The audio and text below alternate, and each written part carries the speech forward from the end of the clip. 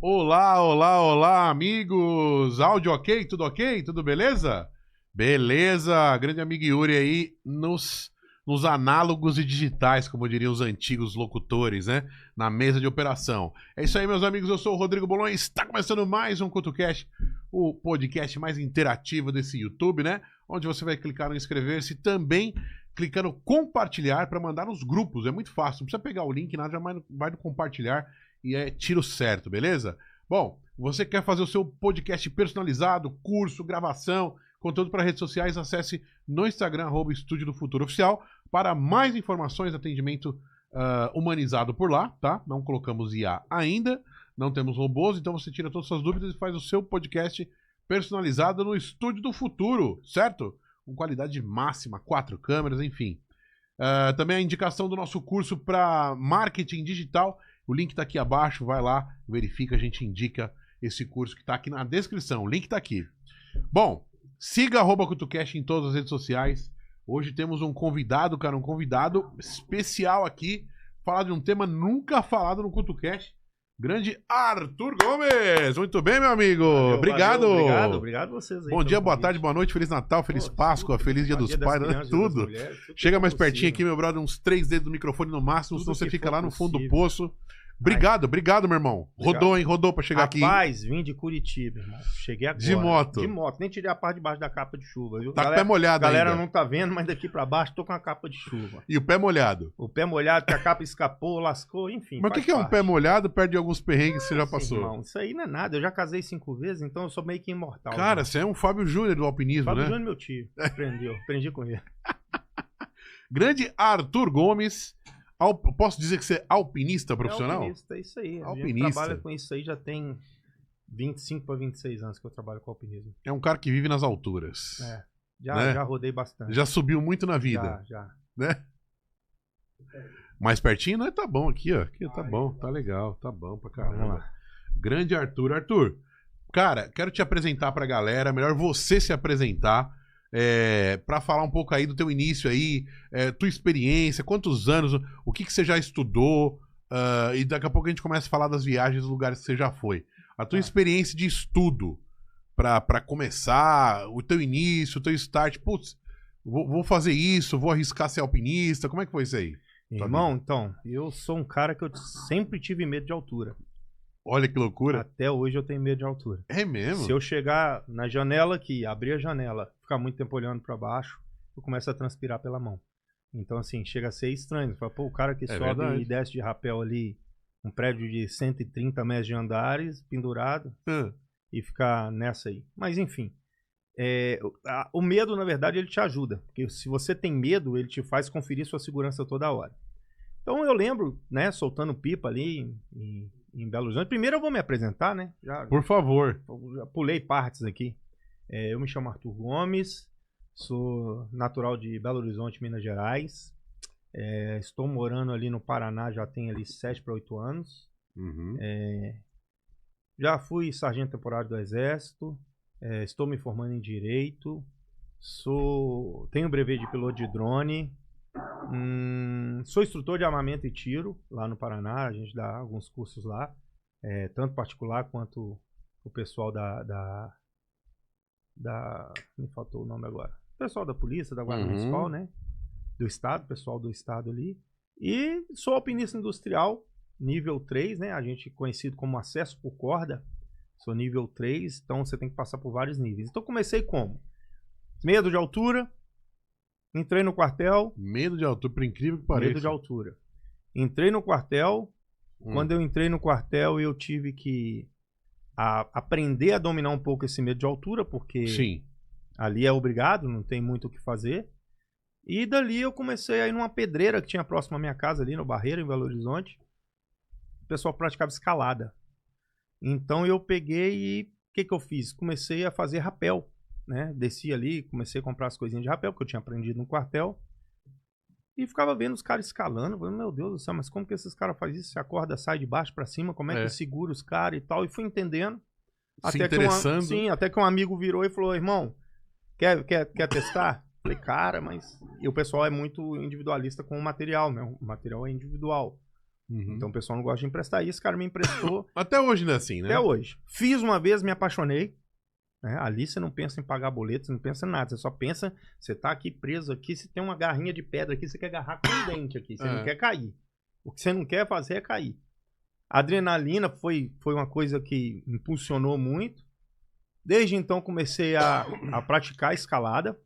Uhum. Minas Gerais é um berço muito grande de montanhas ali. Puta, é verdade, todo mundo fala, né? Muito grande, tem a Serra do Cipó que, poxa vida, a Serra do Tem Cipó... alguns não exploráveis, não explorados ainda? com certeza, tem muita via para abrir em Minas ainda. Tem muito lugar, muito lugar. Então fui praticando.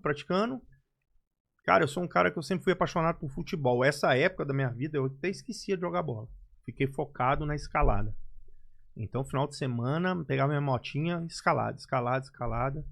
E um dia, passando de moto pelo centro de Belo Horizonte, eu vi aqui no São Paulo acho que não tem mais, porque é considerado poluição visual, que é aquelas lonas que tinha, aquelas propagandas que tinha em prédio. Sim. Chamava empena. Lá em Minas chama empena. Então eu vi um pessoal trocando aquelas lonas, falei, pô, já faço rapel, vou ver ali se há uma oportunidade de ganhar um dinheiro ali. Sim, sim.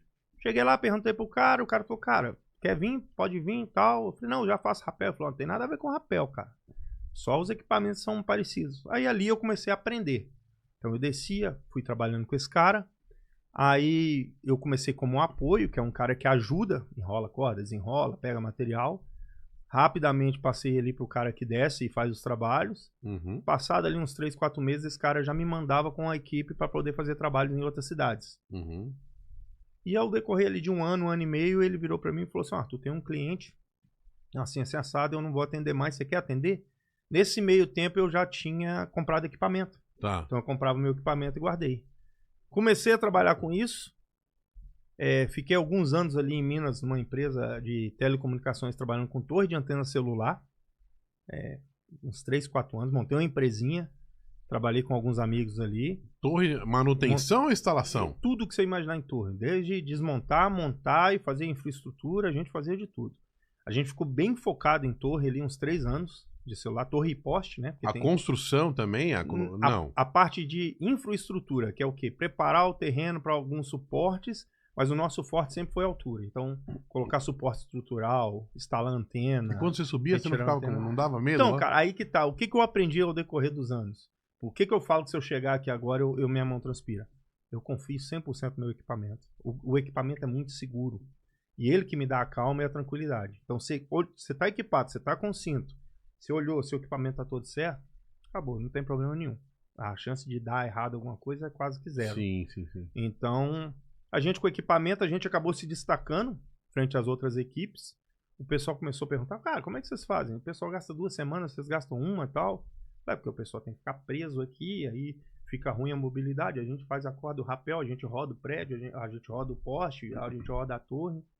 E aí, fechou, né? Porque essa parte de contrato da Oi, da Vivo, eles abrem um período e depois fecha. Fechou, a gente se viu assim parado, sem ter trabalho. Na época em Belo Horizonte não tinha uma área predial muito grande a ser aberta pra gente, né? Ser usada no caso ali. Uhum.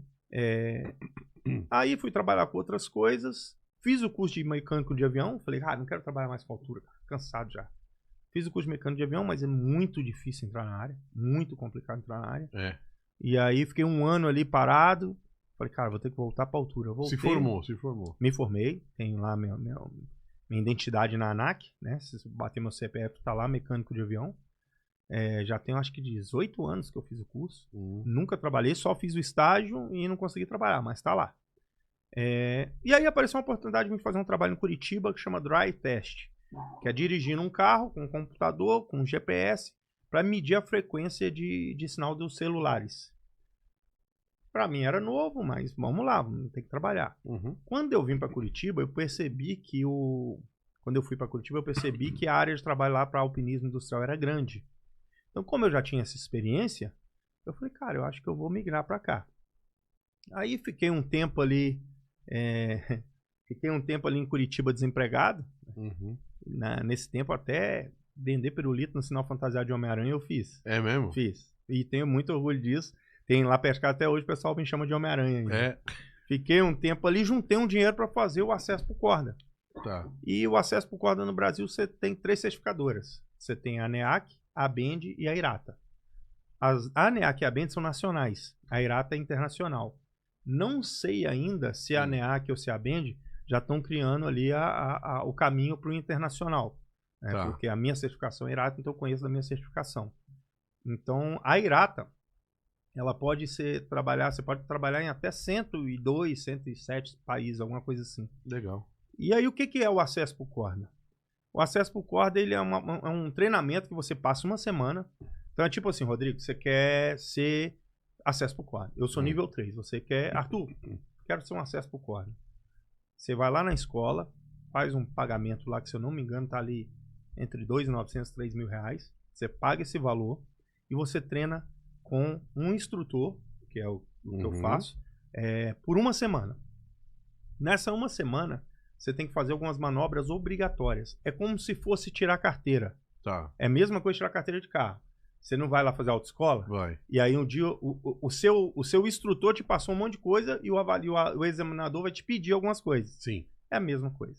Então eu vou treinar esse pessoal durante uma semana sobre as manobras que vão acontecer. Vem um avaliador de outro estado, sempre é de outro estado, para avaliar esse pessoal. Então no dia da avaliação, eu não posso falar mais nada. Eu tenho que sentar no canto e só acompanhar a avaliação. E o avaliador pede, ó, quero que você faça isso, quero que você faça um resgate aqui. Agora eu quero que você pega para nível 1, são manobras mais básicas, nível 2 é mais complexo, acrescenta mais resgates, e nível 3, mais complexo ainda, porque além de acrescentar mais resgates e mais técnica, você tem que ter proatividade e fazer muita análise de risco. Que é você que está coordenando a equipe. É como se fosse soldado, cabo e sargento. Exato. Então é você que está coordenando aquela equipe para tudo dar certo.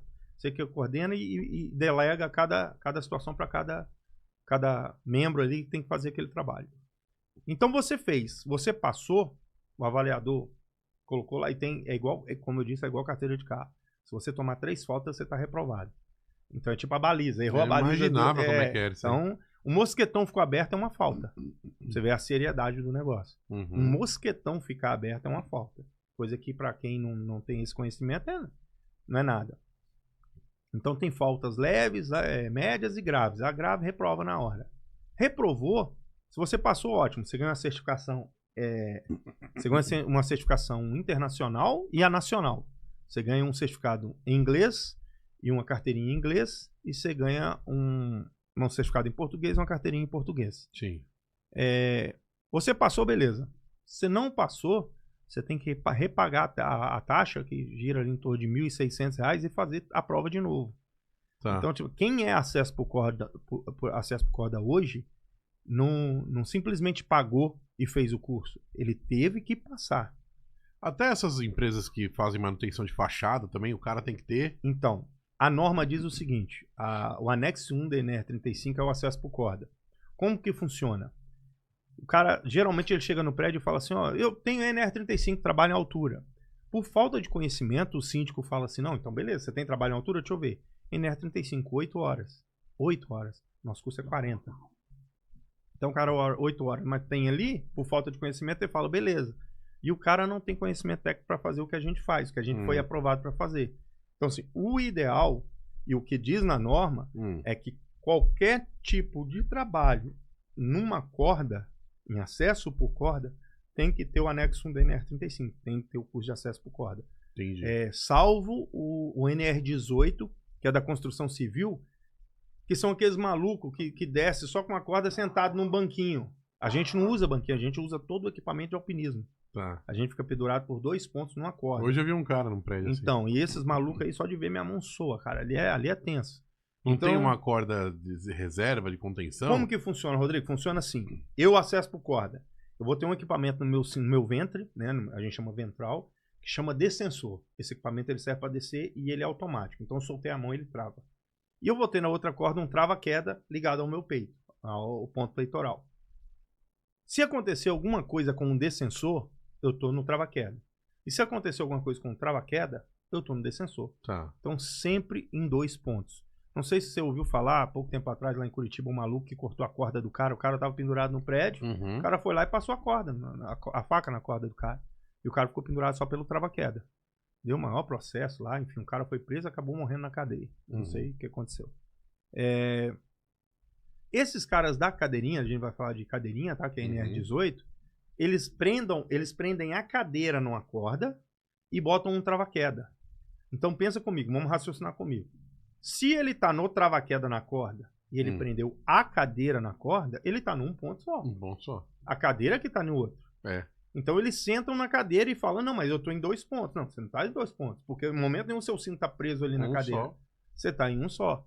Então, se a cadeira quebra, ok, o cara vai cair e tá preso no trava-queda. Agora, se o trava-queda dá pau e a cadeira também, no caso dele ali, que é bem mais fácil, que não é tão seguro. Segura na mão de Deus. Então, assim, o trabalho do acesso por corda, ele é bem mais rigoroso. A gente consegue descer e subir.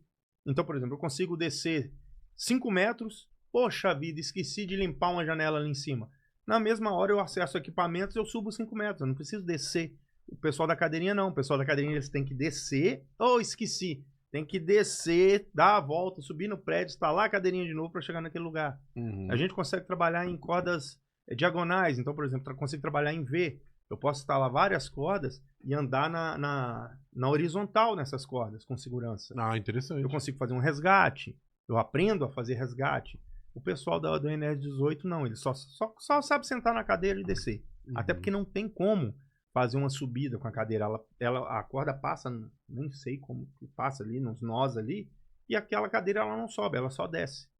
Então é mais técnico, vamos dizer assim, bem mais técnico. E é por falta de conhecimento que o síndico às vezes pega esse pessoal aí, né, 35 e da cadeirinha. Às vezes dá certo, às vezes não dá. Exatamente. Né? Depois eu vou te mandar no seu particular, não sei se você tem interesse. Manda sim. Agora em Santa Catarina, semana passada, eu recebi um vídeo do cara que caiu. Se eu não me engano, ele caiu 20 andares ou 18 andares. Caiu no chão vivo ainda. E tem um vídeo dele ali se afogando no sangue. Nesse esquema de uma corda só. O que a gente faz, ponto cara? Só. A gente sempre que chega num prédio, a gente pede a ART, o laudo de ancoragem do prédio. Então você é um síndico, você me chamou para fazer, sei lá, uma troca de pastilha no seu prédio, tá? Eu vou chegar para você e falar, Rodrigo, você tem ponto de ancoragem? Você vai falar, tem. Tá laudado? Tá. Esse laudo ele vence a cada 12 meses. Tá dentro do prazo? Tá, Arthur. Eu vou pegar esse laudo e vou olhar. Ele tem que ter a RT de um engenheiro e ele tem que estar dentro do prazo, provando que ele foi testado. Cada ponto desse, a gente tem uma maquininha que a gente testa ele a 800, 1.500 quilos de tração para tirar. O peso. Não tá tudo perfeitinho, a gente etiqueta, tira foto, relatório para o engenheiro, faz o relatório fotográfico e entrega para o síndico. Nesse caso, cara, eu não estudei a fundo, mas o vídeo que eu tenho mostra eu acho que ele amarrou na chaminé de alvenaria. Vixe. Sabe aquela chaminézinha de fundo no teto, assim, que acho que é da churrasqueira do pessoal? Esse ponto geralmente ele é ferro. Fixo, ele é de aço inox. São pontos de uma barra rosqueada de aço inox, uma âncora de aço inox e bucha química. Tá. Então, assim, ele tem que ser feito em concreto. Meu irmão, o prédio cai, mas ali não quebra. Ali virou outro concreto. Então esse pessoal não tem... Qualquer outro método é gambiarra. Esse pessoal o cara amarrou as 2 cordas, tanto a do trava-queda quanto a da cadeirinha dele, pelo que eu vi no vídeo, numa chaminé de alvenaria. Nossa. Assim que ele botou o peso, a chaminé desfez e ele caiu lá de cima.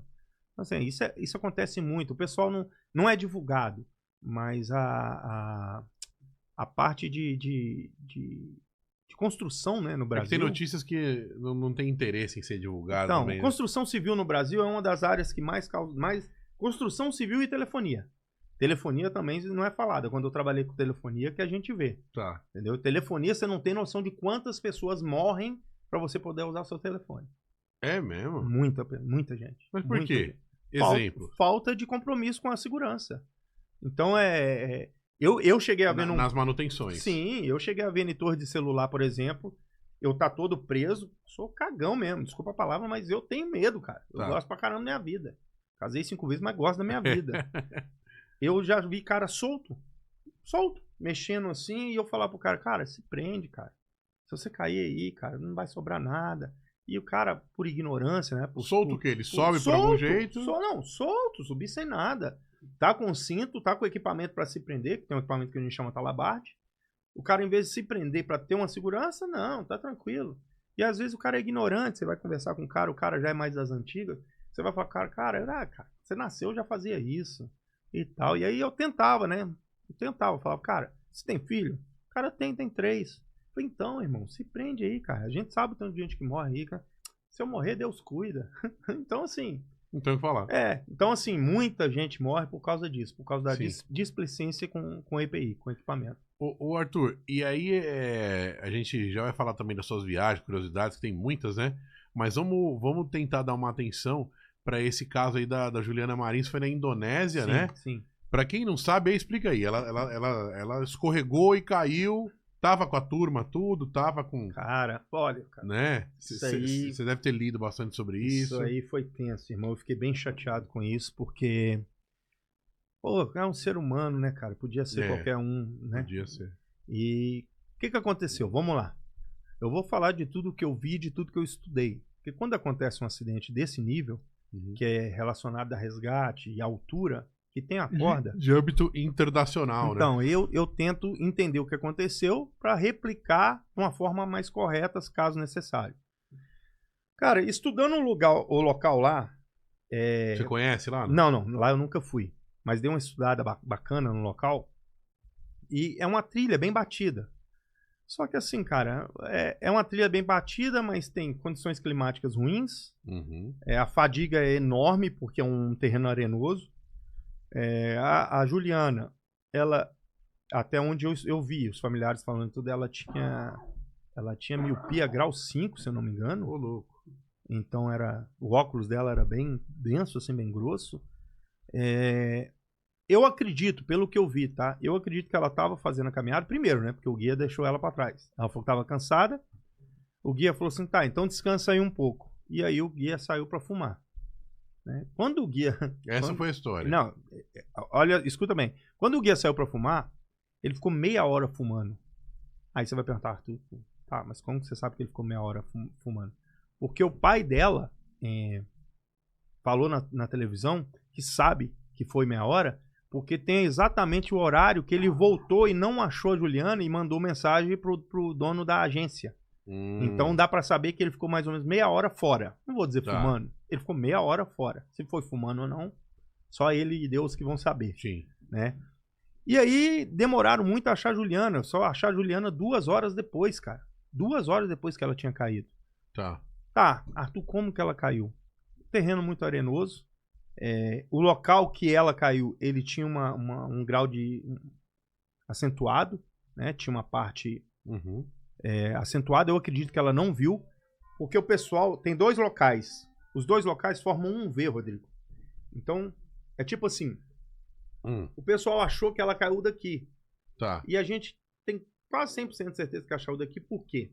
Aqui tinha um penhasco muito grande. Tá. Um penhasco ali que devia ter ali uns de 15 a 20 metros. Nossa. Se ela tivesse caído aqui, ela não ia estar bem igual o drone mostrou. E o lado de cá já era uma rampa. Então esse lado aqui já era uma rampa de areia. Então ela caiu menos. Então aqui era reto e chegando nesse lugar onde tinha outra rampa, tinha uma curvinha para pegar o piso mais firme. Eu acredito que ali por neblina, enfim, más condições e até cansaço, ela foi batendo o caminho e não se atentou ao caminho mais firme. E aí já pisou naquela parte mais arenosa e veio a cair. Então ela caiu ali em torno de 600 metros, uma distância bem longa ali. Não, desculpa, 300 e poucos metros. E ficou ali. 2 horas depois enxergaram ela por causa da lanterna que ela tinha. Então ela acendeu a lanterna, acharam ela. Ok. Cara, assim, eu não sei te dizer ao certo, eu não posso te afirmar assim, se foi displicência dela ou se foi realmente uma fatalidade. A gente, para julgar é fácil. A gente tinha que estar lá para entender o que aconteceu. Então o que eu costumo dizer, sempre vai ter 3 versões. A sua, a minha e a verdadeira. Né? Eu tô passando aqui o preço que eu comprei, que é o que a gente estuda e que tá nas redes aí e no YouTube para você entender, com filmagens, enfim. Mas foi isso, cara. Foi curioso foi que ela ficou descansando. Mas ela não ficou descansando sentada. Ela andou para algum lugar. Porque se ela não tivesse andado, não teria escorregado. Né? Rodrigão, tem uma coisa muito estranha assim que eu andei pesquisando, cara, que assim. Vou jogar aqui. Ou não, né? Ou de repente, sei lá, uma erosão de algum jeito. Então, eu vou jogar aqui o que eu estudei sobre esse vulcão. Tá? Ali naquela área ali, o pessoal costuma fazer oferenda pro vulcão. Então, existem notícias de que é o que está sendo falado às vezes, né? O pessoal cita, que alguém poderia ter empurrado ela. Caraca. Te juro, se você pegar e dar uma pesquisada ali, você vai ver que tem até um desenho do Pica-Pau da década de 85 que mostra esse vulcão, mostra um vulcão ali, e o pessoal dando verdura, o Pica-Pau e o Zé Curubu dando verdura assim, e aparece um monstro assim, falando assim, eu não quero isso, eu quero sangue e tal. Então assim, aquele pessoal ali, eles são conhecidos por fazer alguns rituais pro vulcão pra inibir que ele... Não tinha lido sobre isso aí, Então, não. cara, eu também não. E aí dei uma pesquisada e já fiquei assim, porque assim, ó, cara, não dá pra saber se realmente foi isso, mas esse papo tá rolando, Eu não acredito. E como a gente tava falando nos bastidores, é difícil assim julgar, é difícil falar, não devia ter ido, não sei o quê, porque ali a priori, na teoria e na prática, ela estava assistida, ela não foi sozinha, né? Sim. O que acontece? Esse parque, ele cobra mais ou menos, beirando ali uns R$1.000 por pessoa, para poder fazer essa trilha no vulcão. Minha opinião particular, cara, 100% ali erro do parque. Falta de estrutura, falta de resgate, tudo, cara. Não tem condição na área daquela dali. Com aquele penhasco, você tinha que ter uma equipe pronta e preparada e treinada com o equipamento. Porque não adianta você ter uma equipe preparada e treinada se você não tem equipamento. E vice-versa. Se você tem equipamento e não tem pessoal treinado, então você tem que ter os dois. Cobrando esse valor, pela quantidade de gente que frequenta ali, eles tinham condição de fazer isso aí. Com certeza. Então o pessoal não fez. Eu não vou julgar o pessoal da equipe. Por quê? Por que eu não vou julgar o pessoal da equipe? Porque, Rodrigão, vamos lá, se coloca no lugar ali, cara. Você é um cara que pratica montanhismo e rapel. Beleza? E eu também. Nós estamos os dois lá no vulcão lá, passeando, e a gente é da região. Tá. E aí chega pra gente que a menina caiu ali. E aí você já sabe que vai demorar o resgate. Cara, o pessoal tá criticando muito o pessoal que tentou fazer o resgate a primeira vez, porque o pessoal desceu com uma corda que não chegou até a Juliana. Os caras não são os resgatistas, os caras tentaram salvar a Juliana, cara. Então, assim, é como se a gente tivesse tentado. Por favor, Rodrigo, vamos tentar, cara. Vai que a corda chega lá. O que tá em mãos, é o que a gente tem, irmão. Uma pessoa caiu ali. Beleza. Se você vira pra mim e fala assim, Arthur, não tem técnica nenhuma, então a gente não vai. Porque aí vai virar duas vítimas. Vai virar a Juliana e você. Mas, pô, você sabe controlar uma corda? Você sabe fazer içamento? Sei, eu também. Então, vamos ver se o nosso material alcança ela, cara. Eu acredito que foi isso que aconteceu. Tá. Entendeu? Até porque depois disso, de novo, uma forma errada do parque, é que foi acionado o pessoal da Defesa Civil, que era o que poderia fazer o resgate. Né? E aí, mesmo assim, eles vieram também e não conseguiram. E aí, na verdade, conseguiu chegar até onde estava. E ela foi escorregando gradativamente por conta do tipo de terreno? Cara, ó, eu vou te dizer que foi o terreno em uma outra situação. Tem um vídeo que mostra. Como é que é o terreno perto de um vulcão? Ele fica cheio de pedrinha. Arenoso, né? Por causa do vulcão. E liso, né? Ele vai. É como se fosse, cara. Ele dissolve fácil. Eu vou te descrever assim, de uma forma pra gente entender melhor. É como se fosse. Um soufflé. Uma praia, sabe aquelas praias bem densas? Aquela praia que você tá tentando andar e não vai, porém com uma pedrinha mais grossa. Então, é uma coisa bem difícil. E isso, assim. Você caminhar durante 10 minutos é uma coisa, agora você caminhar durante 4 horas naquilo ali, você tá morto, cara. Você tá doido. Pede o SAMU, você tá indo pro bico do urubu já, o negócio tá feio. Então o que acontece? Quando você vê no vídeo, você vê ela num buraquinho, que ela conseguiu ficar ali, ela consegue até abrir a pochete, mas ela já perdeu o óculos dela, cara. Cara, é muito fácil julgar. Se coloca no lugar de uma menina que tem 5 graus de miopia, caiu, tá machucada e cansada e não enxerga a palma da mão, irmão. Entendeu? Então, assim, eu vi que o pessoal colocou ali uma... Desculpa, respondendo sua pergunta. Ela tava naquela posição ali, que é uma posição meio que de ovo ali, igual eu tô nessa cadeira aqui. É o que deu. Se eu passar daqui, eu escorrego. Fica nessa posição aqui 10 horas, 12 horas. Você não consegue, meu irmão. Vai ter uma hora que você vai querer esticar a perna. Numa dessa, ela escorregou de novo. Numa dessa, ela desceu. E assim foi indo. E ela não conseguia enxergar alguma rota de fuga. Aí você passa ali, cara. Eu falei com o pessoal dos bombeiros que a gente tava passando um treinamento pra eles lá em Paraná.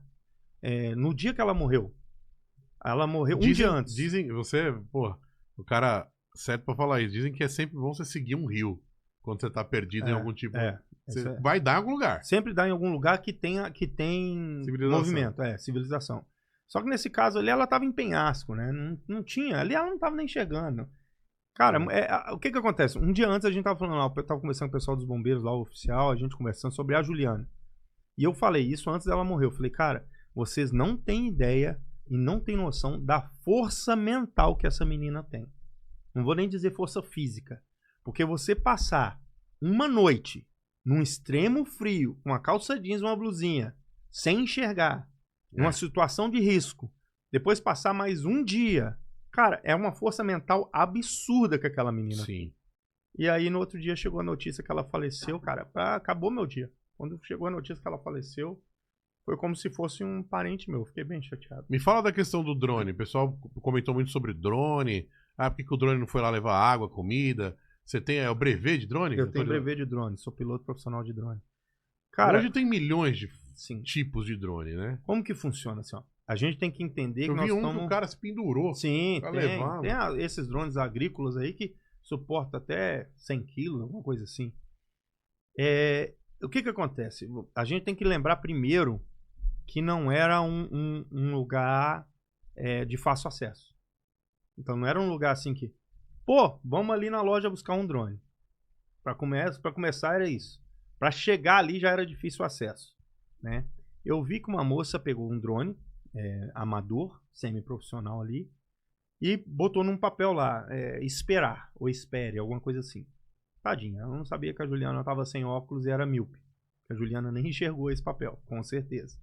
A Juliana tem uma hora que ela consegue dar uma olhada para cima, ela, pelo barulho, deve ter ouvido o drone, dá uma olhadinha para cima assim e boa, para ela tanto faz. O pessoal, de início até eu mesmo, fiquei pensando, poxa, mas por que não pegou o drone e levou para ela uma comida, uma jaqueta? Água, né? E aí depois eu lembrei dos fundamentos ali do plano de voo. O que acontece? O drone, aquele drone principalmente que estava com a menina, porque até chegar um drone mais evoluído ali também, que também vai perder o sinal do mesmo jeito, funciona de uma linha de sinal que ela é ampla. Então ela pega, eu vou te dar um exemplo de um drone que eu tenho, tá? Que quem tiver aí vai saber que é o 3R. É o 3R. É esse? É esse mesmo. O 3R. Ele vai até 20 km de distância. Bastante. Desde que não tenha nada na frente dele. E tem vídeo no YouTube dele chegando a 22 km de distância. Só que ele chega, a bateria já acaba. Então o cara ficou num rádio aqui, o outro nessa distância, e eles foram acompanhando, chegou lá, o cara pegou, acabou a bateria. Então ele realmente ele voa nessa distância.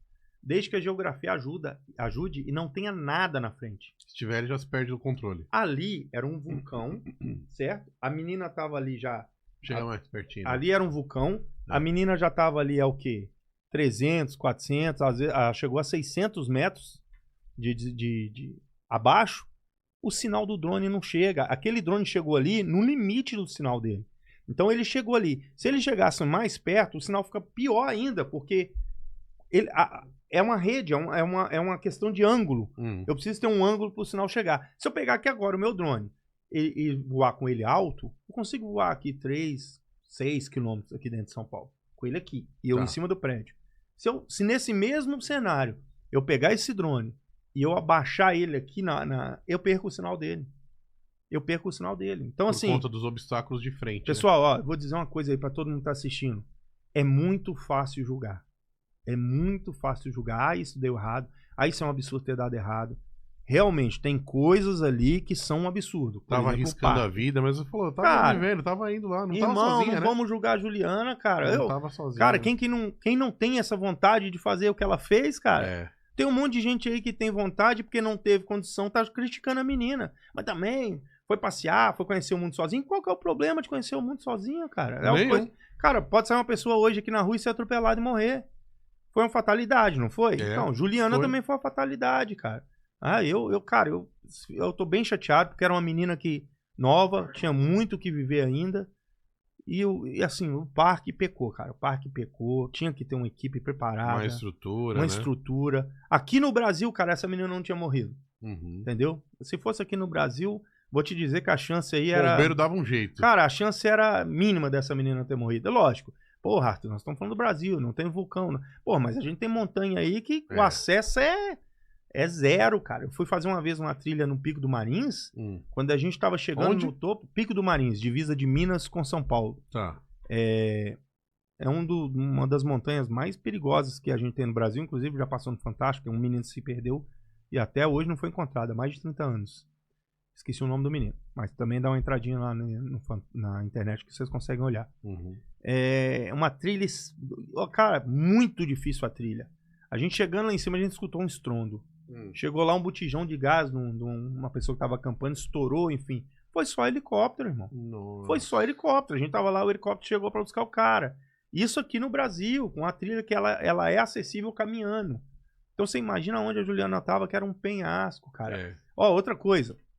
O cara aqui que fez o resgate dela lá, o cara realmente, cara, eu tenho que bater palma pro cara, porque o cara foi um voluntário, ele tava fora da cidade, ele foi, quando ele ficou sabendo pelas notícias, ele foi, e não é só o cara, é uma equipe. Se você olhar, tem muita gente exaltando só o cara. Pô, fulano é um herói, fulano... Cara, não foi só o cara, foram umas 3, 4 pessoas com o cara. Dormiram lá com o corpo da Juliana umas 3, 4 pessoas.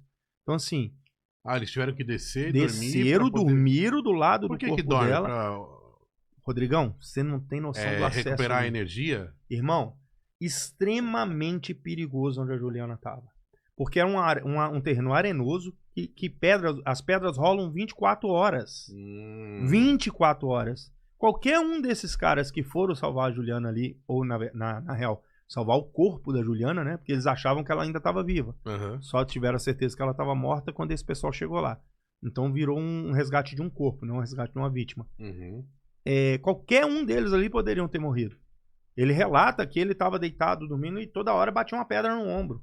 E são pedras vulcânicas, extremamente cortantes. A corda deles podiam ter sido cortada a qualquer hora. Se você tá com a corda aqui, você tá com a corda aqui em cima da mesa, numa quina. Por mais profissional que seja a corda. Por mais que seja, a mais top de todas. Se vier uma pedra rolando lá de cima, de 1 quilo, uma pedra de 1 quilo. Só dá uma e só, bater aqui, se essa quina é cortante, é faca, irmão. É faca. Entendi. Então assim, cara, ó, foi muito profissional. Ainda mais pessoal. Que provavelmente elas estão sempre esticadas, né? Sempre tensionadas. Então assim, ó, tem que bater palma pra esses caras, porque esses caras realmente arriscaram a vida dele pra buscar um corpo. Entendeu? E não é só um, ressaltando aqui, são vários. Você já chegou a ler quantos metros já tava na hora do resgate? Ela tava, se eu não me engano, a 600, 800 metros, mais ou menos. Nossa, mais de meio quilômetro. Tava longe, cara. E aonde foi encontrado Fora o corpo... Fora a lei da inércia ali, né? Aonde foi encontrado o corpo, Rodrigão? Aonde foi encontrar o corpo, ela já tinha levado uma queda ali de quase 12 metros. Daí dizem que não, né? Vão fazer de novo agora a autópsia, aqui no Brasil, se eu não me engano, que a irmã pediu. Mas ela teve... A autópsia que foi feita na Indonésia, diz que ela teve uma fratura, né? Um ferimento interno, e que 20 minutos depois disso ela faleceu. Então quando a gente vê o vídeo da onde está o corpo estava meio de lado assim, meio de lado o corpo, a gente vê que ela tirou até os tênis. Dá pra ver os tênis de lado e ela de meia.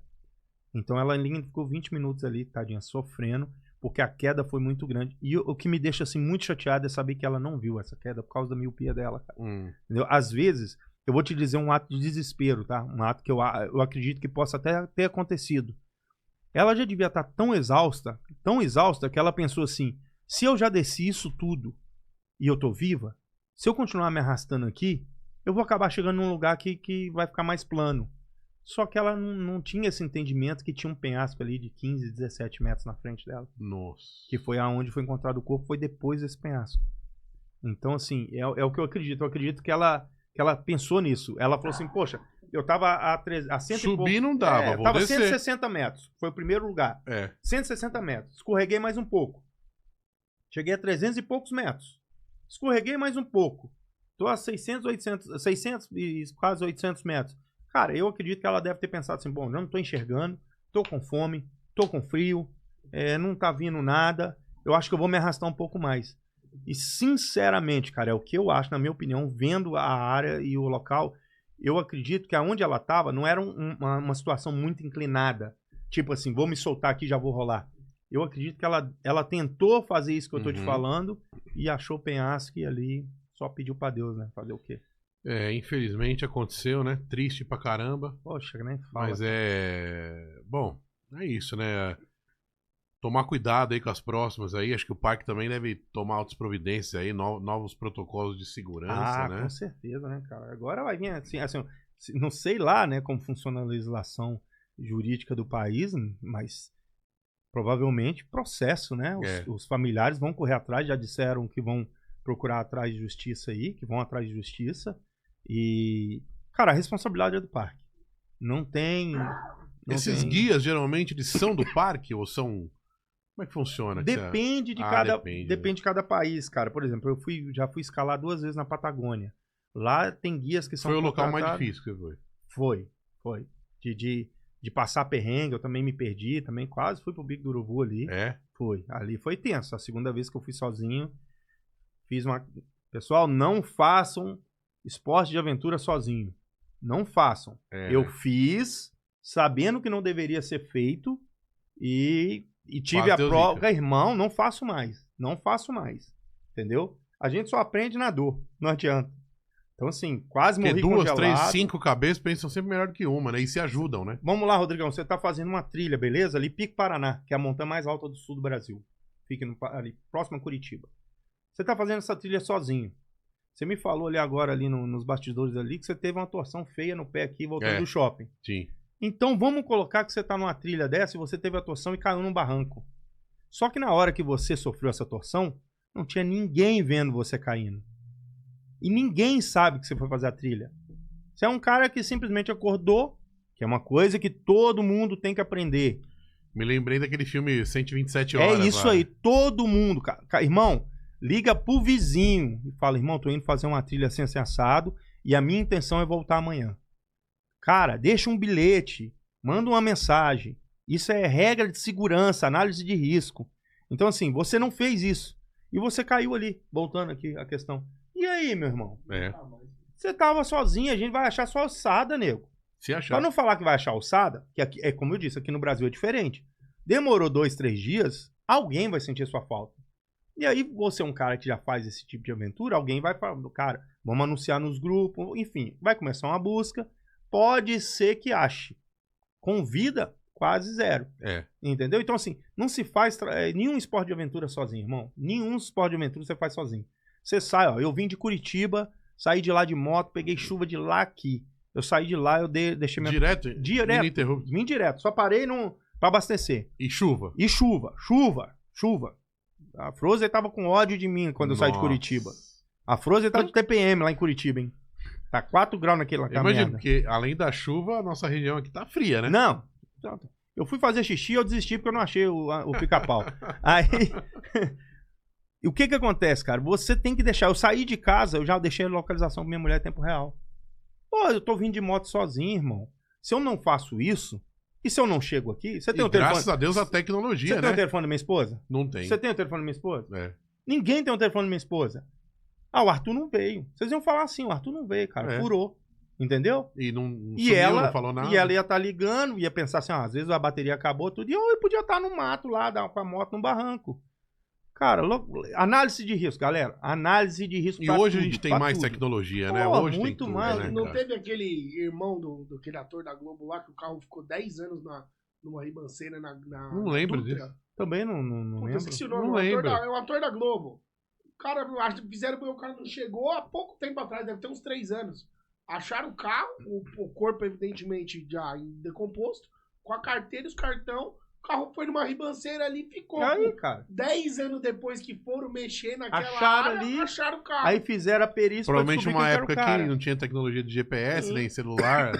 Celular precário ainda era. Irmão, né? Cara, você tá doido. Eu falei ali, a gente tava conversando no bastidor. A gente tem que dar, graças a Deus, que a gente tá vivendo, a nossa geração tá vivendo a era que viveu a geração dos nossos avós e bisavós. E a geração da molecada é agora, cara. Porque a molecada não sabe o que é uma internet de escada. Aquele barulhinho. Se você escutar aquele barulhinho, você lembra na hora. Ficha. Não sabe, irmão. Não sabe. Existia, como diz um comediante... antes do celular, existia uma coisa muito legal. Eu cheguei que era a ter aquele conversar. Aparelhinho de GPS no carro também. Eu também tive. Aquele aparelhinho. Eu também tive. Salvou muito, viu? Porra! O cara falou brincando... Tudo bem até- que ele ficava, às vezes, no mar, assim, navegando no É, mar. não, nada a ver, Na né? água. A GPS dele É. era quase que zero. É. O cara falou uma brincadeira e eu concordo com ele. Ele falou assim, ó, antes de existir o celular, né, e tudo, existia uma coisa muito legal que era conversar. A gente conversava. Hoje, É. hoje não tem. E mapa, né? Porra. Aquele guia 4 rodas. Cara, assim, ó, a gente tava conversando. Você falou que gosta muito de tecnologia. Eu também gosto. Só que eu sou ogro pra usar. Mas eu sou curioso. A questão do TDAH que a gente tem, né? Uhum. A gente foca mais... Mandar isso. A gente foca mais no que a gente gosta. Então, vou te dar um exemplo. Eu piloto drone, eu dou curso de acesso por corda, eu dou curso de tiro, e aí fiz o curso de mecânico de aeronave, beleza. Meu irmão, pra mim aprender a fazer uma planilha no Word ou Excel, Joe, Foi duro. pô, porque não era minha área de interesse. Então, eu não tinha muito interesse nisso, Sim. né? Quando a tecnologia tá aí pra ser usada, quando você tem interesse pra aprender, porra, me dá ali meu celular pra você ver os vídeos que eu faço no tal do CapCut lá. Só É. vídeo da hora, parece que eu sou editor nessa merda. O legal da edição é o seguinte, já tem que entrar um vídeo mais ou menos legal, Sim, né? O editor faz ficar bom as 50%. colagens, mas não Se, tem não- que se o vídeo entrar não bom. for bom, os 50% do editor não adianta. Não adianta. É. Agora me fala um pouco também, Arthur, sobre essas suas aventuras aí. Desde as pequenas, as grandes. Estamos com o tempo um pouquinho limitado hoje. Se você quiser, a gente grava faz um outro podcast ao vivo ainda esse ano. Quando você vier para São Paulo, você tá sempre viajando, né? Tá, tô sempre por aí. Vamos contar algumas aventuras aí do Irmão. aquele só da faca lá na chácara. Porra, cara, ó. O dos Puma também. Vou contar duas aqui. Duas É. relacionadas aí à natureza, tá? Meus pais têm uma chacarazinha no interior de Minas Gerais. Você lá. acha que foi negligência sua? Cara, foi. Foi porque eu não fiz isso. Na época não tinha. Mas, cara, é assim, eu tinha um pouco de conhecimento. Tenho, né? Na época eu já tinha um pouco de conhecimento. Pelo fato do quartel e tudo ali. Mas foi um risco. Foi um risco.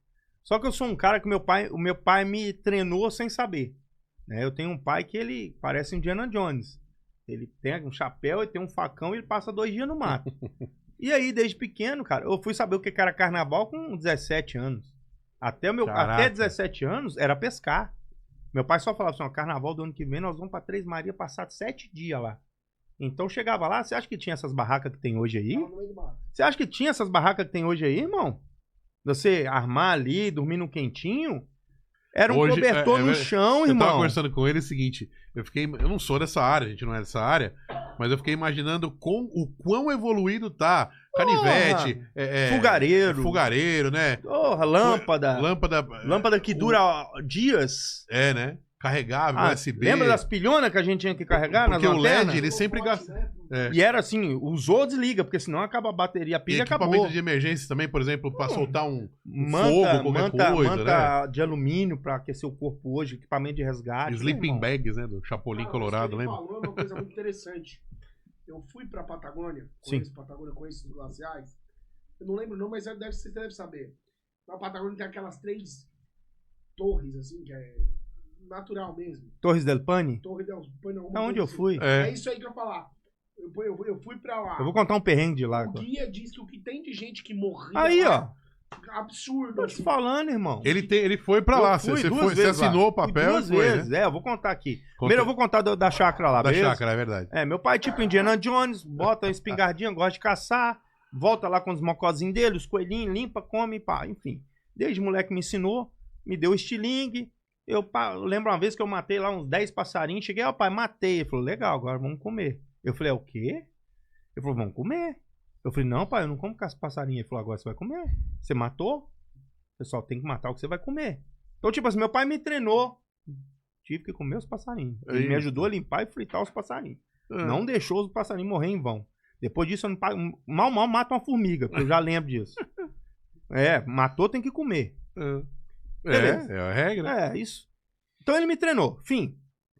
Fui lá pra esse interior. Eu não lembro se eu já morava em Curitiba. Eu acho que não. Morava em Minas ainda. Faz muito tempo. Morava em Minas. Não existia GPS. As coisas que a gente tem hoje. Hoje a gente tem aplicativo que... Se a árvore tá aqui e você passou desse lado da árvore, na volta ele mostra pra você que você passou desse lado da árvore. Então hoje Sim. é outra coisa. Botei uma faca na cintura e falei, pai, você já subiu essa montanha aí quantas vezes? Ele falou, peixe, perdi a conta. No. Mineiro, né? No. Perdi a conta só. Falei, uai, eu vou subir essa montanha hoje aí. Era aniversário da minha mãe. Ele falou assim, volta pra janta. Eu falei, não, pai, eu volto logo. Falei, não, você acha que você volta logo? Você tá vendo aqui é uma coisa, lá é outra. Eu falei, não, tá bom. O que eu vou precisar? Ele falou, uma faca. Só que meu pai ia ali 2 vezes na semana, né? E aí eu falei, tá, Conhecia pai. as árvores, né? Eu falei, pai, como é que eu faço pra chegar ali? Você vai passar assim, tem 2 moitas verde, depois da moita a terceira árvore à esquerda. Você vai ver uma 4ª árvore assim, né? Tá. Ah, eu me viro. Meu irmão, me perdi no alto dessa montanha. Peguei uma caatinga cheia de espinho, que era a serra ali da... Não era a Serra da Caná, Serra do Espinhar, só o nome da serra. Então espinho era mato. Mano do céu. E eu com a camisetinha, sem jaqueta nem nada, porque era bater e voltar. Eu queria ver um rio lá que Tava tinha lá em calor, cima. provavelmente. Porra, um calor de fritar ovo. Levei uma garrafinha de água. Eu não tinha chegado nem na metade do caminho, a água tinha acabado. E aí eu cuidando, falei, pô, me perdi. Falei, cara, o que eu vou fazer aqui? Aí, tentando rastrear alguma coisa, algum local que alguém passou e nada, vendo se tinha pegado, galho quebrado. Vi uma parte mais alta, falei, vou subir lá na parte mais alta, que aí eu vejo aonde que eu tô, vejo lá, dava pra ver a vilinha lá, falei, e aí eu me direciono e vou embora. E fiz isso, cara, mas assim, ó, era pra mim ter voltado, se eu não tivesse me perdido, umas 3, 4 horas da tarde. Eu cheguei em casa quase 11 horas da noite. Nossa. Sem lanterna, com frio. Então assim, E outra coisa, escureceu é outra realidade. E se eu torcesse o pé, Rodrigão, e caísse? Cara. Meu pai ia lá, certeza. Se eu não voltasse até amanhecer, O dia que eu torci o pé, eu fiquei mais ou menos aí umas 3, 4 horas assim, sem Então, andar. Ele ia, meu pai iria, porque ele sabia onde eu estava. E essa era a questão. De não ter sofrido, de não ter sido uma coisa Imagina de você risco. atrasar o teu itinerário em 3, 4 horas. Porra. E é fome, Entendeu? é tudo, é frio, é noite. Aí sim. Agora a segunda que eu vou falar lá da Torres del Paine lá, irmão, aí ali foi tenso. Porque a primeira vez eu fui pra Patagônia com um amigo, um micróbio, o cara é micróbio, a gente foi fazer escalada, né? Escalamos as torres lá, fizemos uma escalada legal, levamos equipamento, tivemos que pagar um seguro, enfim. Pra começar, eu vou contar a história do que acontece no parque. Você chegou aí no parque? Sim, tanto da parte da Argentina quanto da parte chilena, conheço bem. Esse parque você entrou no Torres del Paine? Sim. Na hora que você entrou. Glacial Perito Moreno, Ah, foi em sim. todo lugar. Na hora que você entrou, te levaram lá numa tipo um auditório e mostraram uns vídeos de gente sendo morta por puma pra você assinar? Não, eu acho que não me lembro Que dessa ano que parte. você foi? 2004. Ah, não. Deve ter mudado. A primeira vez que eu fui foi 2013. Não, 2004 foi quando eu fui. A estrutura deve estar até, porque eu fui de novo, a estrutura já tava, tinha Wi-Fi. Isso 2 anos depois, Sem em contar 2015. que aquilo é um monstro de grande aqui Não, no parque, né? É Se gigantesco. você perder ali, você não. É Ninguém te acha mais, gigantesco, é irmão, ali. gigantesco. Eu fiz a primeira parte, que é E o denso, o a mata W. densa, como é que é? Vários, desde descampado, a floresta, a neve, tudo que você Até imaginar. parte minada da época da guerra tem lá ainda. De tudo que você velho. imaginar. Ali é um lugar maravilhoso, eu quero ir pela 3ª vez. Uhum. A primeira vez fui com esse amigo, e aí passamos por essa que o nosso amigo ali não passou. O que que é? Você chega, dá o seu passaporte, o pessoal paga lá uma taxa pro parque, vamos colocar aí que a taxa é de, sei lá, R$300 hoje. Não sei quantos pesos lá, 1000 pesos. Você paga, entra, e aí fizeram a gente participar de uma palestra. Juntou todo mundo, gente do mundo todo, argentino, alemão, enfim. E aí bota um retroprojetor e coloca lá, em espanhol. Não fazer fogueira, não fazer isso, não fazer aquilo. Cuidado com o ataque de puma. Eu olhei pro micróbio e falei, que nada, ataque de puma. E aí mostra um vídeo do cara andando, puma pulando no pescoço dele, os filhotes vindo, e os pedaços assim, aí deixa borrado. E aí avisando, cuidado com o puma, ele ataca pelas costas. E eu falei, caramba, velho, que porra é essa aí? Passou um pouquinho, te dá um papel. Assina, autorizando aqui, dizendo que você tá ciente, que não pode fazer a fogueira, que não pode ir, que se o puma te pegar, você tá na natureza, irmão. Você tá no terreno dele, é isso aí. E beleza. também não pode entrar armado, né? Não pode. Beleza, assinamos. A primeira viagem, cara, foi legal. Passamos alguns perrengues ali em questão de... Foi a primeira vez que eu andei de avião, pra você ter ideia. Tá. Eu já tinha sido mecânico de avião, já era mecânico de avião, mas nunca nem tinha andado. Tá. Aí a primeira vez já fui logo pra Patagônia. Peguei logo 6 aviões. Eita. Que se lasque. Aí a gente, por ser a primeira viagem internacional e não conhecer muito, passamos uns perrenguinhos relacionados mesmo à dificuldade. Esquecer açúcar, esquecer faca. Esquecemos faca, irmão. Faca. Pô, na verdade, esquecemos de comprar. Porque não queria levar no avião. Aí chegou lá Não na hora de podia, comprar. né? Não Não pode, podia. Não, você pode até despachar, né?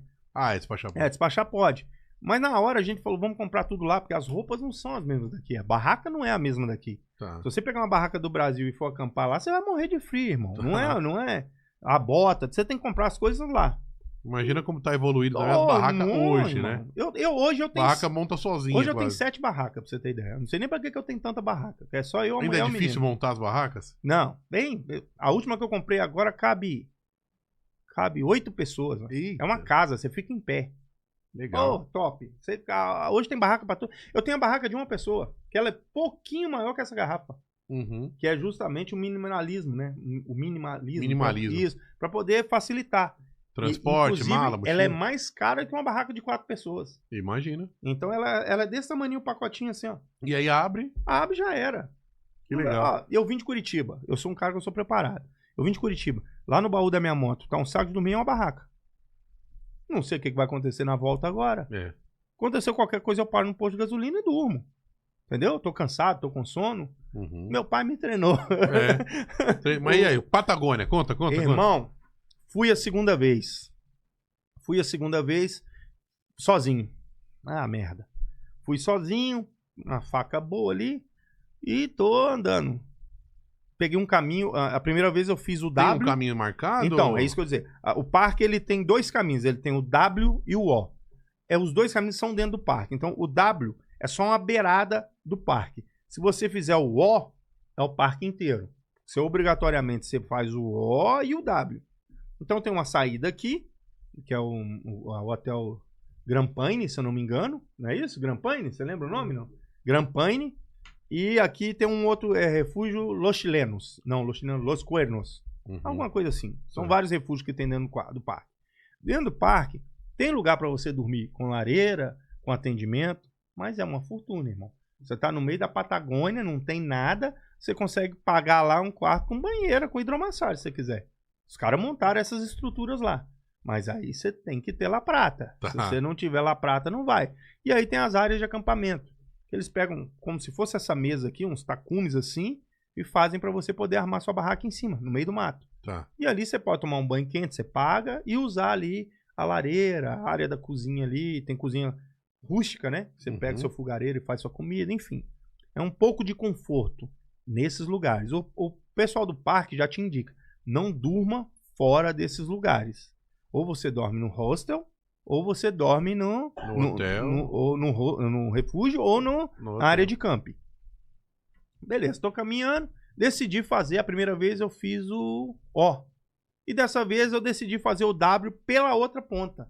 Então a primeira vez que eu fui, eu comecei pelo Hotel Pane. Dessa vez eu decidi começar por uma outra rota. Eu falei, cara, eu vou fazer uma coisa diferente. Beirando o rio ali, os glaciares descendo. Porra, bonito pra caramba. Irmão, fui andando e nunca que chegava. E teve uma hora que eu encostei assim a mochila no barranco. Minha mochila devia estar pesando uns 35 quilos. Sozinho, né? A primeira vez eu dividi.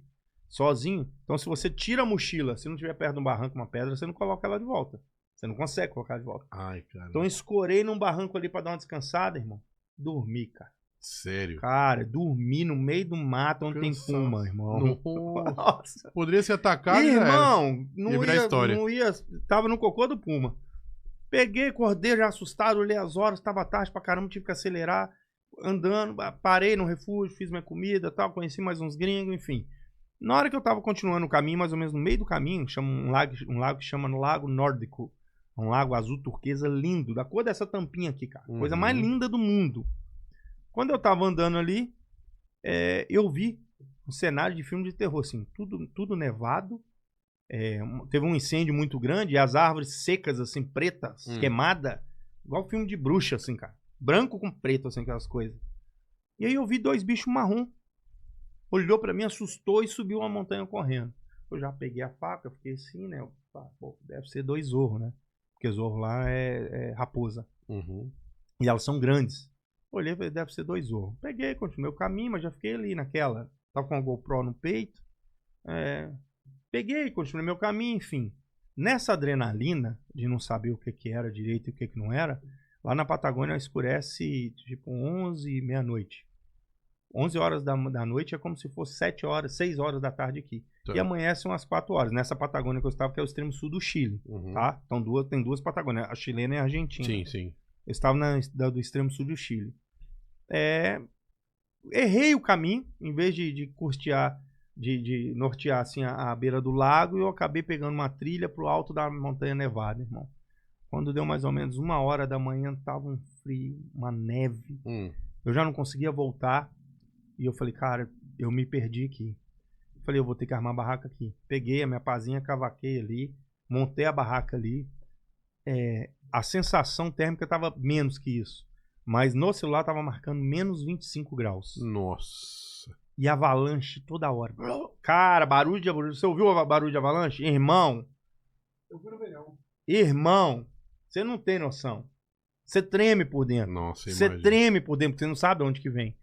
Eu dentro da barraca com um monte de roupa, bota, touca, luva, fogareiro congelado. Fogareiro aceso, rezando para dar 4 horas para amanhecer, porque lá amanhece 4 horas da manhã, né, na época do ano que eu fui. As 2 vezes que eu fui em novembro. Que doideira. Esquentando a mão, eu peguei aqui em mim começou a rachar da ferida. Eu fui pegar uma Bepantris para passar, a Bepantris estava congelada. Nossa. Até filmei isso. Falei, cara, tem que filmar. Filmei a Bepantris congelada.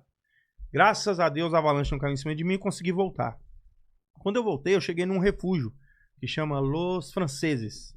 Quando eu cheguei no refúgio Los Franceses, geralmente tem os guarda-parque que ficam no refúgio. Quando eu cheguei, eu vi um guarda-parque, fui falar com ele. Falei, irmão, cara, tomei um susto na trilha, porque eu vi 2 raposas, né? Dois zorros correndo e tal. E ele falou assim, o que você viu? Eu falei, 2 zorros. Ele falou, não, você não viu 2 zorros. Eu falei, vi. 2 zorros, passou. Ele falou, não. As raposas, elas não andam em dupla. Mesmo para acasalar. Elas casalam e cada um segue seu caminho. E geralmente não é na toca, é ali próximo da toca e tal. O que você viu foi 2 puma. Eita. Eu falei assim, é nada, irmão. Ele falou, e você deu a sorte. sorte. Que eles assustaram. Não, e ele falou assim, você deu sorte. Porque ele explicou, ele falou assim, um puma, se ela tem um filhote, podia ser 10 seres humanos, que ali ia cair para cima dos 10. Nossa. Ela falou assim, se eles provavelmente estavam para acasalar também e tal, se ela tivesse com um filhote, você não tava aqui hoje para contar a história. Provavelmente, irmão, por conta disso que eles vazaram e foram pro outro lado, né? E aí eu te falo, é onde a gente entra de novo naquele perigo. Eu sozinho, sou atacado pelos pumas, eles me levam pro alto da montanha. Não tem sinal de celular, nada? Não ia achar, irmão. Não tem sinal de celular? Na época que eu fui, não tinha, cara. Na época que eu fui a segunda vez... Hoje tem Wi-Fi no parque? Hoje tem. Hoje não, em 2015 já tinha... tem que ser uma antena mega não, blaster, mas né? Só tem Wi-Fi nos refúgios. Tá. Em 2015, minha filha tava pra nascer. Tá. Tipo assim, minha filha nasceu dia 18 de dezembro. Você tem quantos filhos? Eu tenho 3 meninas. Eu só faço o que eu gosto, não gosto de homem. E eu tenho 3 meninas e um enteadinho de 6 anos. Legal. E aí, o que acontece? Eu tava pra ter minha terceira filha, e ela tava pra nascer ali dia 20 alguma coisa de novembro, 29 de novembro. Eu fui no dia 12 de novembro, meu aniversário é dia 13. As 2 vezes que eu fui, eu passei meu aniversário comemorando a Patagônia. Quando eu voltei, eu lembro que tinha internet, porque a primeira vez eu não consegui acesso, e a segunda eu paguei tipo R$50 por 5 minutos de internet. Nossa. Aí eu consegui falar com a minha ex-esposa, como é que tá? Tá bem? Já nasceu? Porque corri o risco dela nascer e eu tá lá. Então eu lembro disso, que em 2015, nos refúgios já tinha internet. Cara, é muita história. É muita história, hein? Muita história. Meu brother, a gente tá com o tempo corrido, chegamos aqui no nosso limite do tempo. Quero agradecer imensamente aí sua vinda. Você vem porque você pegou os 400 km porque você gosta um pouquinho de adrenalina, né? Eu sou casado, gosta, o homem né? casado não quer ficar em casa, não quer sair fora, irmão, tá entendendo? Você falou com a Cíntia lá que tá beijando. Que é? Podcast? Endereço? Onde? Eu entendi Ceará, era São Paulo. Ela te chamou faz quantos dias? Cara, ela chamou no message lá e eu não tinha reparado e visto, eu acho que já tem alguns dias. Né? Já tem uns 10 dias pra mais aí. Achei que ia ser. Aí depois que eu vi... que foi anteontem. Ela até mandou assim, e a entrevista? Aí eu pensei, será que eu tô contratando alguém? Não tô sabendo. Aí eu mandei, que entrevista? Ela olha lá no direct. Te falei que eu sou ogro, né? Pra mim descobrir o que é direct foi um custo. Pra mim o message já era direct. Já era, né? Aí descobri. Cara, muito legal. Vamos fazer um outro podcast só com as histórias? Vamos fazer. Traz seu pai aí também. Pô, ele vai vir lá de Minas, já vai vir com tatu nas costas. Já pensei. Vai ser preso no meio do caminho. Ai. Cara, e o teu Instagram, pra galera, tem vídeo lá? como é que o pessoal te Tem, acha pô, pra tem, ver tem. lá as fotos? Ó, eu tenho 2 Instagrams, tá? Tem o Instagram de instrutor de tiro, que é Arthur, underline aqui é tracinho embaixo, né? Isso, é. Arthur, underline, instrutor, underline, tiro. E tem o c.a.alpinismo resgate, tá? Que é essa logo aqui amarela. E o do instrutor de tiro sou eu com calibre 12. Muito bom. Pega o meu WhatsApp lá com a Cíntia, nossa produtora, e aí você me manda esses vídeos aí Pode deixar, vou exclusivos te aí. mandar um monte aí, você vai Né? ficar... vai Muito gostar. legal, muito legal. Cara, prazer te conhecer. Vamos marcar outro ainda esse ano?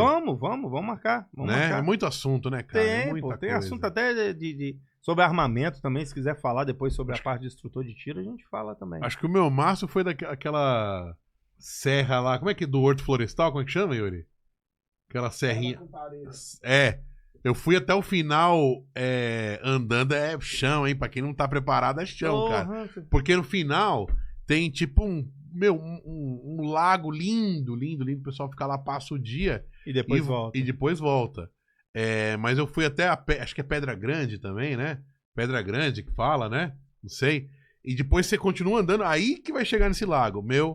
Mas compensou, Quase não que eu compensou? morri, cara. Cara, Compensou, mas olha, foi ó, dureza. que eu cara. digo, ó, pessoal que fala assim, pô, que loucura ficar fazendo essas aventuras, cara, você vai ver cenários que geralmente as outras pessoas não vão. É verdade. Uma vez perguntaram pro cara que escalou o Everest assim, ó, por quê? Um dos caras, por que você quer escalar o Everest, cara? A maior montanha do mundo, chegar lá em cima quase morrendo e tudo. E o cara respondeu, porque ela tá lá. É, Se eu não for lá, eu não vou ver aquilo, eu não vou passar por aquilo. certeza. E aí você veio no mundo a passeio. Eu bato palma pra Juliana, espero que Sim. ela esteja bem agora. E, cara, não aconselho a fazer sozinho, mas aconselho a fazer sim. Saia de casa, saia do conforto. A vida é curta e o tempo não espera ninguém. Mas com segurança, com sabedoria, com pessoas que saibam te ajudar. Estude, né, cara? Estude, assim. Não Te pegue ajudar. uma coisa e simplesmente vá. Estude sobre o lugar, sobre o que você... A primeira vez que eu fui na Patagônia, eu estudei. Tanto é que eu não levei meu material daqui, eu comprei lá. Então eu fiz um estudo. Falei, cara, será que esse material vai servir? Não vai? Então é isso, estude sobre o lugar e sobre o que você vai fazer. Se específico naquilo, né? Fique especialista naquilo. Pratique aquilo antes de ir, treine e aí vai dar tudo certo. É isso aí, meu irmão. Obrigado, até a próxima. Opa, Muito tamo bom. junto. Obrigado. Show viu? de bola, tamo junto. Valeu. É isso aí, meu Voltar povo. pra Curitiba agora. Agora mais 400 quilômetros? 435 agora. Eita, nós. Tomara que seja um seco. Vai devagar, hein? Já. Galera, siga @CutuCast em todas as redes sociais. Se liga nas nossas agendas e atrações. E é isso aí, tá bom? Se inscreva no canal @Rodrigo Bolonha no Instagram. Grande abraço, tchau!